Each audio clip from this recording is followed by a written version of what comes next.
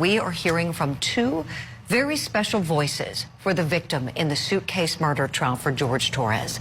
Prosecutors say that he was murdered by his longtime girlfriend, Sarah Boone, who had him trapped inside of a suitcase, beat him, and left him to die. The defense is saying that Sarah Boone was acting in self-defense. Now, George Torres' family is speaking out this morning, saying that he's being unfairly depicted as an abuser and that it was Sarah Boone who was the real aggressor. Now, since early in this case, we've seen evidence of Boone's problems with Torres' family. To know what we're here, what we're investigating, and that they're going to think I killed him. Why would they think that? They always have said that. They've always have said that. I told you it's because I'm the blue-eyed white dragon. That's what they call me. Because they don't want him with me. So he's basically just not really been around his family because he chooses me over them. I want to welcome in our special guests now. We have George Torres' oldest daughter, Ana Victoria Torres, with us. We also have Dolores Ortiz with us, who is George Torres' first wife, and she also brought with her this morning her youngest daughter, Destiny. First of all, my heart goes out to all of you, and for all of us here at Court TV, we are so sorry for your loss. Thank you for coming on the show, and I know that you really want to clear the air. And Ana Victoria, I know you've wanted to kind of be the family spokesperson, so I want to start with you, please. The way that your dad has been depicted as being an abuser in this trial, I know that it has upset you and you felt it's very unfair. Tell us why.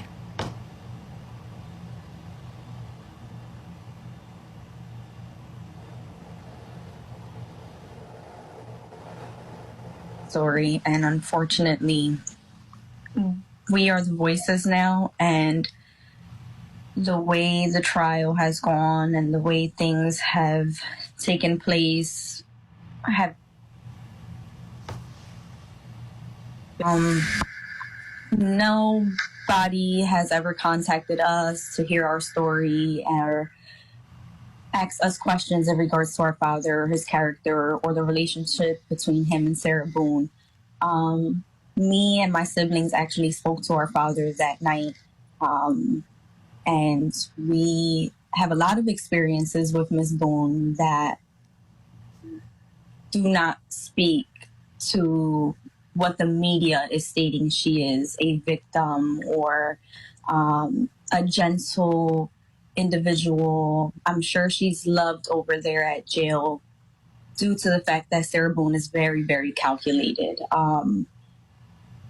She by no means is a kind and sweet, soft-spoken woman. She is very calculated, very devious, very conniving. The lights inside the prison never truly go dark. Even at night, there is a low, constant glow, fluorescent and unforgiving, that seeps into every corner, every thought. Somewhere behind those walls, Sarah Boone wakes up the same way she does every morning. Not to freedom, not to possibility, but to the certainty that this is her life now. No courtroom, no cameras, no lawyers leaning in to whisper strategy. Just metal doors, concrete floors, and the quiet understanding that the outside world has moved on without her. Before we continue, take a moment to consider this. Justice doesn't end when a verdict is read. If you want to understand what happens after the headlines fade, subscribe now and stay with Cold Case Chronicles. Sarah Boone's name became known across America because of a single, horrifying video. A man trapped inside a suitcase, his voice growing weaker, his pleas dismissed as laughter filled the room. Jorge Torres Jr. died alone, confused and terrified, and that moment was replayed again and again for the public to see. When Boone was convicted and sentenced to life in prison under Florida law, first-degree murder, a charge carrying mandatory life imprisonment without parole, many believed the story had reached its conclusion. Justice, in its most formal sense, had been delivered. But the true aftermath began only after Boone disappeared from public view. Jorge Torres Jr. was more than the final moments captured on a phone screen. He was a son, a brother, a man with a life that extended far beyond the crime scene. Those who knew him described a complicated person, but one who was deeply human, someone who laughed, struggled, loved, and hoped. His death was ruled a homicide by mechanical asphyxia, determined by a medical examiner who analyzed bruising patterns, oxygen deprivation, and the physical constraints of the suitcase itself. The findings were clinical, precise, and devastating. They left no doubt about the manner of death. What they could never capture was the fear he must have felt in his final moments. Sarah Boone, meanwhile, presented a very different image before prison. In court, she spoke with confidence. She insisted the incident was an accident, a game gone wrong. But evidence told a different story. Prosecutors laid out the video recordings, the timeline inconsistencies, and the statements that contradicted Boone's claims. Under Florida statutes, intent can be inferred from actions, and the jury ultimately agreed that what happened was not negligence, it was cruelty. The sentence was final. Life meant life. Inside prison, however, a sentence is not just a legal term. It is a daily experience. Boone entered a Florida women's correctional facility carrying something most inmates do not: instant recognition. Her case had gone viral. Other inmates knew exactly who she was and what she had done. In prison culture, notoriety is not protection, it is exposure. Boone was no longer just an inmate number. She was a symbol, and symbols attract attention.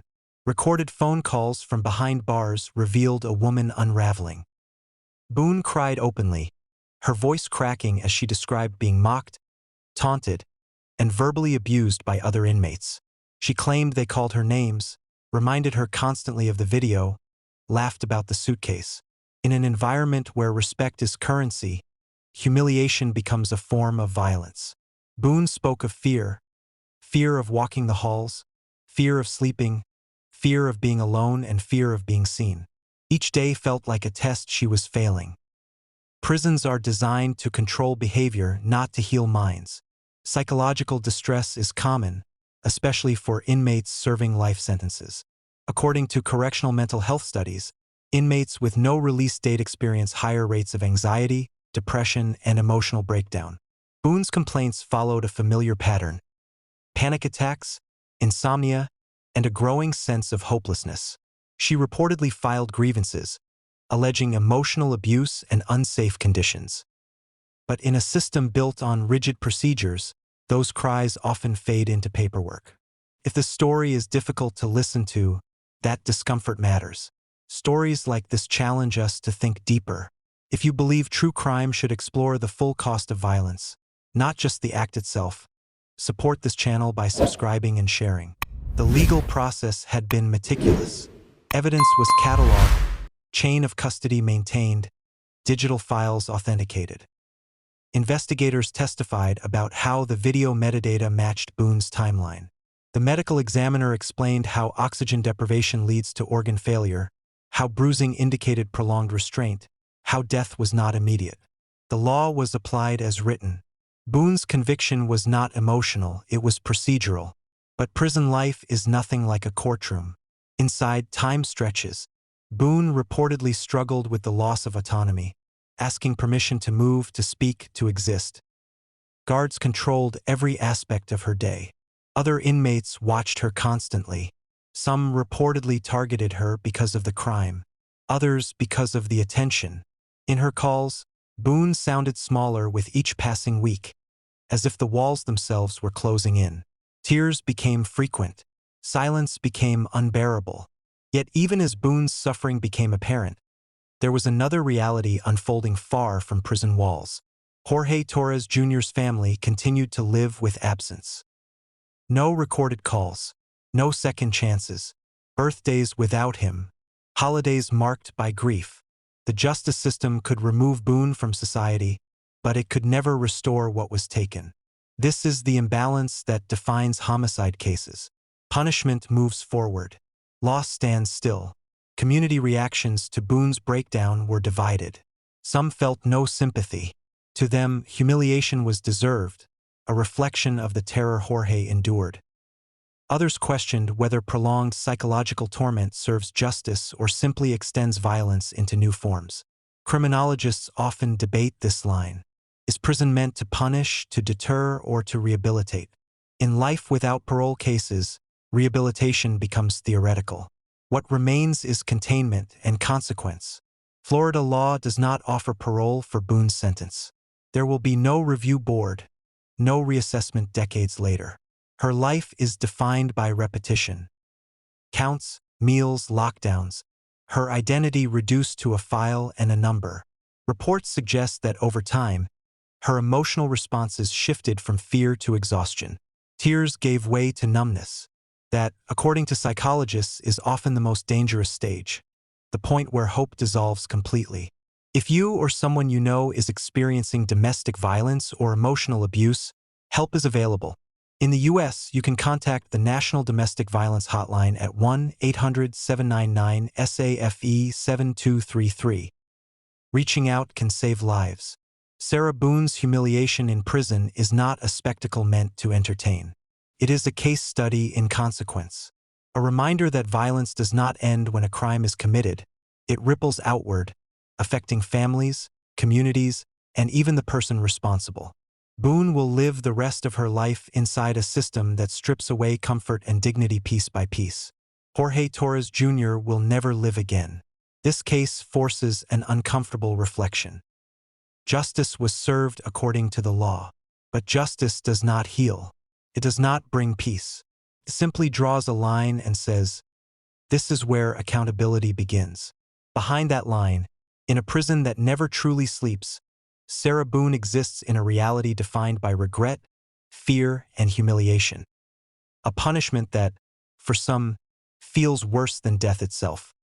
Before we conclude, if you're moved by this story and want to ensure that the voices of victims are never forgotten, subscribe to Cold Case Chronicles and help us keep these stories alive. Sarah Boone's story is a stark reminder that the consequences of crime extend far beyond the courtroom. Life in prison is not merely confinement. It is a slow, unrelenting erosion of freedom, dignity, and hope. Every tear, every fear-filled phone call, every whispered insult behind the walls underscores a reality most of us never see. Boone's humiliation is a punishment shaped by the system itself, as much psychological as it is physical. A relentless shadow that stretches into every day of her life sentence. Yet in this darkness, the memory of Jorge Torres Jr. endures. His family carries his absence in ways no sentence can amend. His life, cut short, serves as a chilling reminder that the impact of violence reverberates indefinitely through grief, trauma, and unanswered questions. Boone's suffering may be profound, but it can never balance the scale of loss her victims' loved ones endure. As the prison doors close and the lights flicker on their harsh fluorescent glow, the story lingers, not as a tale of revenge, but as a meditation on justice, accountability, and humanity. Punishment has many faces, and in Sarah Boone's case, it is both visible and invisible, immediate and eternal. In the end, this is what true crime teaches us: that the aftermath of a single act of violence stretches far beyond its moment, haunting lives, shaping futures, and reminding us all of the fragile boundary between freedom and confinement. If you want to continue exploring these stories and never miss a chilling investigation, make sure to subscribe and turn on notifications. Every case matters, every victim deserves to be remembered, and every story is a lesson in the complexity of justice.